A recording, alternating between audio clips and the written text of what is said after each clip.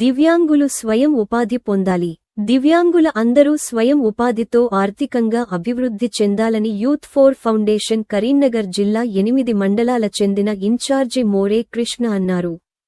గన్నేరువరం మండల కేంద్రంలోని youth four foundation ఉచిత శిక్షణ కేంద్రంలో బుధవారం దివ్యాంగులకు స్వయం ఉపాధిపై అవగాహన సదస్సు నిర్వహించారు.